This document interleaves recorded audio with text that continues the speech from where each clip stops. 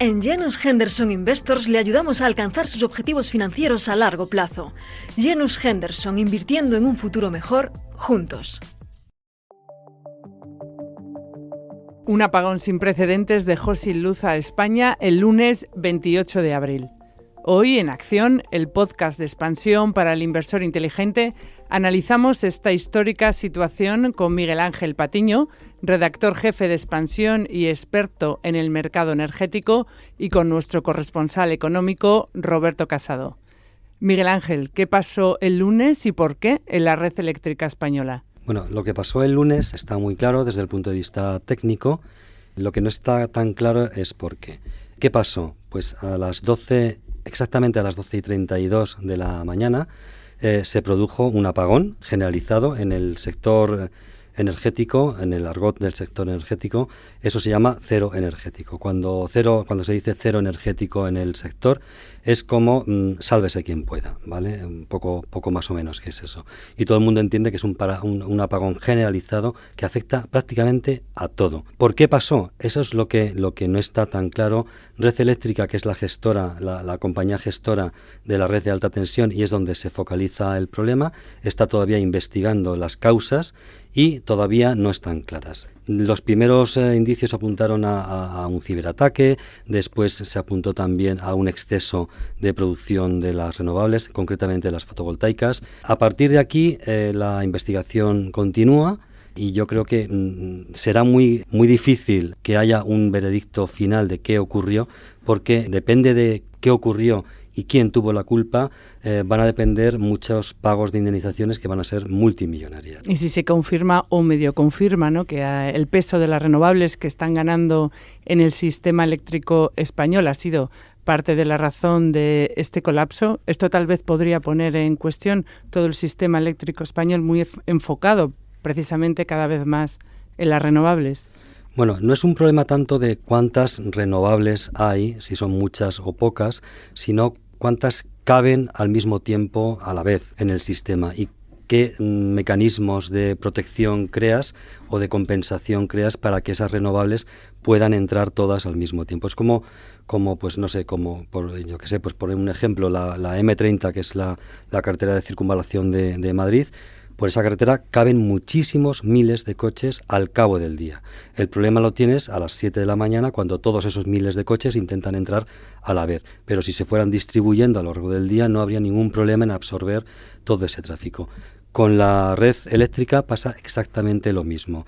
No puedes tener, como pasó a las 12:32 de la mañana, más de, creo que era el 60 y tantos por ciento, el 70% del sistema de generación basado solamente en renovables. Las renovables son muy eficientes en coste, no cuestan nada. Cuando tienes una fotovoltaica funcionando, pues no cuesta nada el coste variable, y lo mismo la eólica cuando hay viento. El problema es que te crean muchas dificultades de tensión en la red. La tensión oscila muchísimo. Entonces, para evitar esas oscilaciones tienes que apuntalar el sistema con sistemas con centrales de generación estables, que se llaman, o base, que son las nucleares, los ciclos combinados y las hidráulicas. No es que las tengas que tener funcionando, escupiendo megavatios a la red, sino simplemente en stand-by, como ralentí, por si acaso hay una desestabilización del sistema y necesitas echar mano de ellas, que es lo que ocurrió a las 12:32 de ayer, que hubo una desestabilización del sistema y no había suficientes centrales base al ralentí para echar mano de ellas.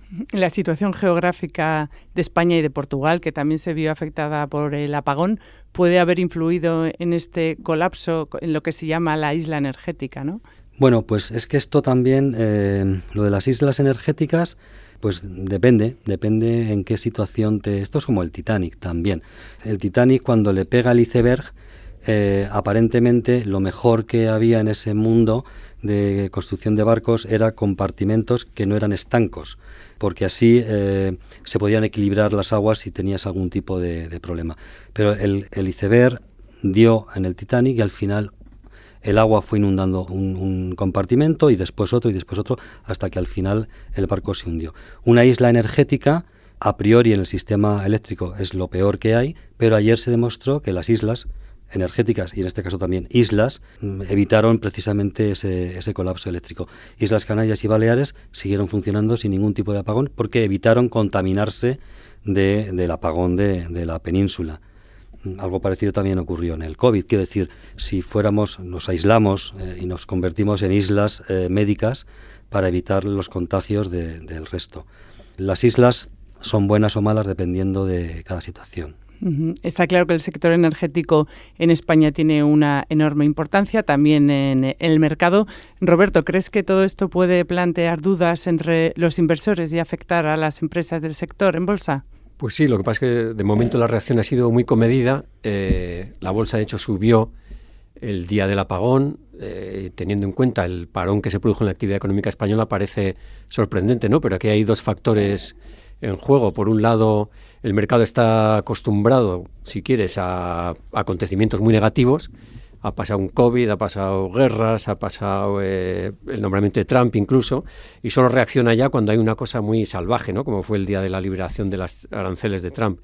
Y en segundo lugar, parece que el mercado está esperando a ver exactamente lo que decía Miguel Ángel, de cuáles han sido las causas y las consecuencias que puede tener esto. Hoy, por ejemplo, los analistas de Citi hablaban del misterioso apagón en España y lo que apuntaban es que hay que esperar a ver si esto, por ejemplo, implica una necesidad de refuerzo de las inversiones en Redella, que es el grupo propietario de Red Eléctrica, que es donde yo creo el mercado más se va a enfocar, ¿no? Cuáles van a ser las consecuencias en cuanto a si va a tener que hacer más inversiones en vez de pagar dividendos, y esto pues lo pagarán sobre todo los accionistas de Redella, entre los que está el gobierno, que tiene un 20% atrás de la SEPI, y Amancio Ortega, por ejemplo, que tiene un 5%. Entonces ahí yo creo que es donde se va a enfocar, pero el mercado lo va a ir asumiendo poco a poco en función de los resultados de la investigación. Y para la imagen de España, porque bueno, la situación está teniendo una amplia repercusión internacional, como comentabas, puede implicar consecuencias negativas, tal vez ahuyentar a inversores internacionales.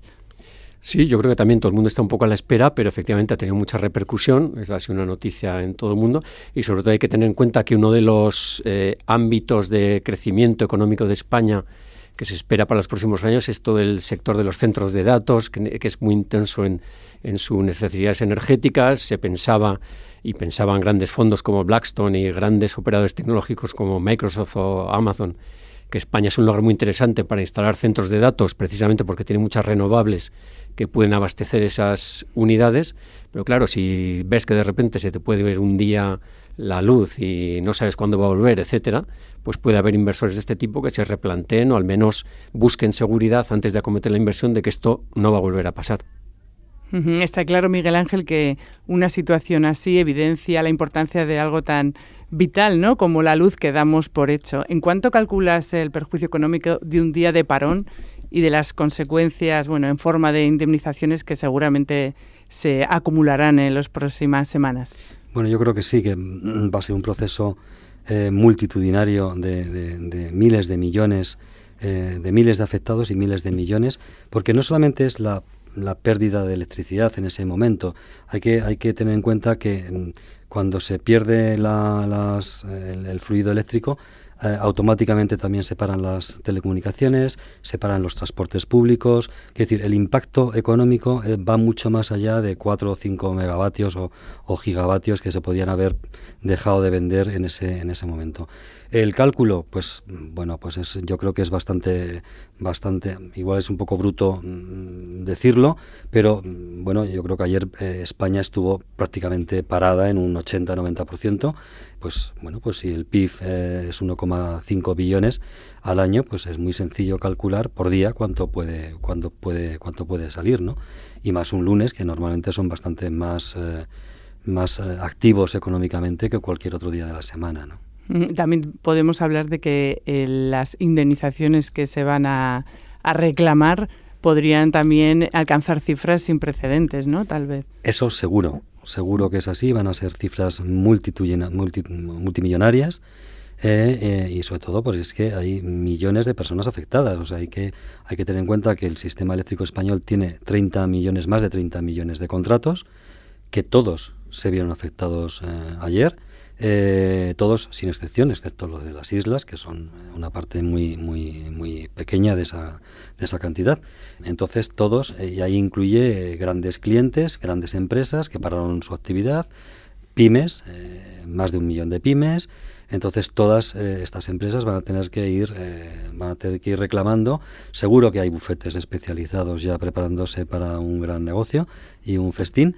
Y desde luego las empresas eléctricas, que son las primeras que van a tener que dar la cara, pues también están pensando en a ver qué hacen, porque luego ya también tendrán que pedir responsabilidades, a ver quién es el responsable de que la electricidad a sus redes de distribución no les llegara.